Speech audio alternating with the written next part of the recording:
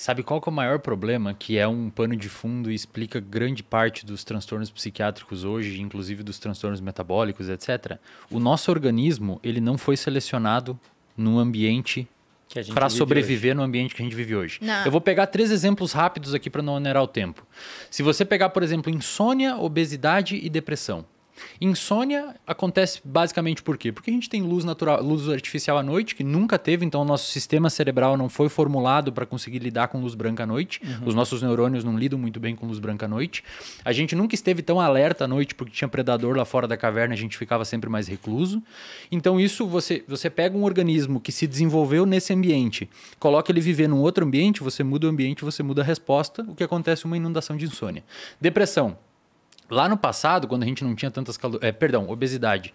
Lá no passado, quando a gente não tinha tantas calorias disponíveis, você ter um sistema relativamente pouco sensível a ficar saciado, provavelmente foi muito adaptativo. Porque você comia agora, daqui umas 5, 6 horas você sentia fome, saía caçar, saía buscar semente, você conseguia... Então, aquele que teve um sistema que gerou saciedade por muito tempo, podia acabar morrendo por desnutrição e não ter perpetuado esses genes para frente por meio de seleção.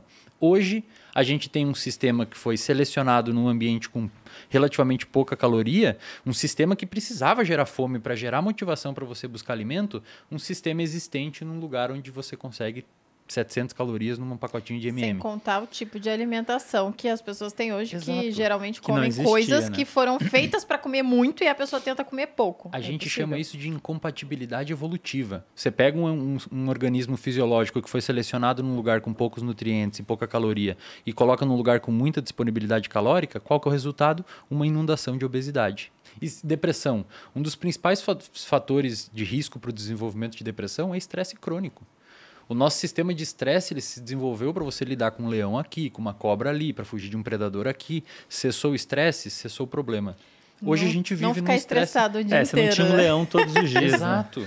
E aí quando você pega um organismo que foi selecionado num lugar para não ter picos de estresse sempre, bota a viver numa sociedade extremamente complexa, extremamente geradora de estresse crônico, o que acontece? Uma inundação de depressão.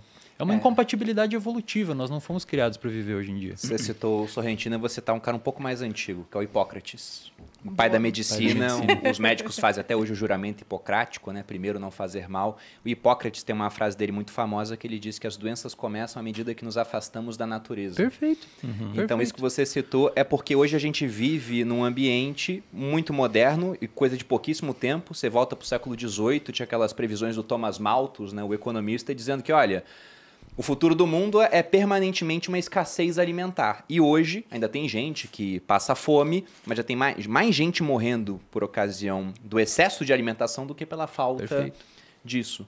E aí, entrando nessa parte de saúde mental, a gente separou aqui um trecho de uns especialistas da USP falando que o Brasil, entre os países que foram pesquisados, de um relatório que eles fizeram, é o país que mais apresenta pessoas ansiosas e depressivas. Eles colocaram aqui 63% da população com ansiedade e 59% com depressão. Chega a tudo isso mesmo? Chega. Então, mais da metade do Brasil hoje tem depressão? Não, perdão, qual que é o número? 59. Não. Assim, o diagnóstico... Eu acho que está um pouco exagerado. hoje Eu a sei gente que sabe... a insônia é mais de 60%. É Problemas que- com sono. É que se Ansiedade, você for eu não ver, sei. primeiro, é bom conceituar para as pessoas. Existem vários tipos de depressão. Sim. Tem de ansiedade, transtorno né? depressivo maior, tem transtorno depressivo bipolar, transtorno de humor bipolar, que tem também o componente depressivo. São vários tipos. Ansiedade também tem vários tipos. Tem ansiedade social, ansiedade generalizada, transtorno do pânico. Eu não sei qual que foi se eles pegaram o guarda-chuva todo, mas talvez, Bruno, esse dado tenha relação com traços de depressão, talvez. Tem que ver a escala que eles usaram. O que a gente sabe hoje é que no mundo a prevalência média de depressão é em torno de 8 a 9%. 8 a 9% das pessoas? E o Brasil eu sei que é um pouquinho acima, mas não chega a metade. Eles fizeram uma conta aqui que no final isso custa 1 trilhão para a economia mundial. 1 trilhão de dólares. É gigantesco. É gigantesco. extremamente Pela debilitante, falta né? de produtividade É. também, será? Provavelmente. Imagino que Eu sim. não sei o que é ter depressão. É. O pessoal já me perguntou no Instagram várias vezes, cara, você nunca teve depressão? Eu falo, eu já fiquei triste. Mas o que é como você falou, né, quando começa a afetar a vida das pessoas, você fica triste um dia, 2, não afeta tanto a vida. Tomou um pé na bunda, você fica triste um mês, beleza. Ó. Quando começa a sair de tristeza para gerar um quadro que não é mais tristeza, é algo acontecendo realmente. O DSM depressão. lá, eu não vou citar os critérios porque o pessoal vai se autodiagnosticar em casa, mas o DSM, você tem que ter um dos dois obrigatoriamente desses critérios que eu vou citar agora para ter depressão. Você tem que ter humor deprimido ou o que a gente chama de anedonia, que é perda da capacidade de sentir prazer com coisas que você gostava antes. Então, você sempre curtiu vir gravar o podcast, você começa a não gostar mais. Porém, isto tem que acontecer, e essa é a parte que as pessoas ignoram quando vão tentar se autodiagnosticar.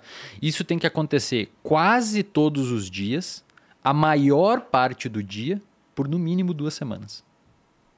E aí é uma coisa, de novo, né? Não, Não pode é ser para uma coisa só, né? Não, é geral. É, porque às vezes a pessoa tá com menos motivação para uma Isso. coisa só, mas tem muita para outras. Isso. E você tem que ter outras coisas também. Por exemplo, às vezes você perde ou ganha muito peso, tem que completar uns outros critérios ali.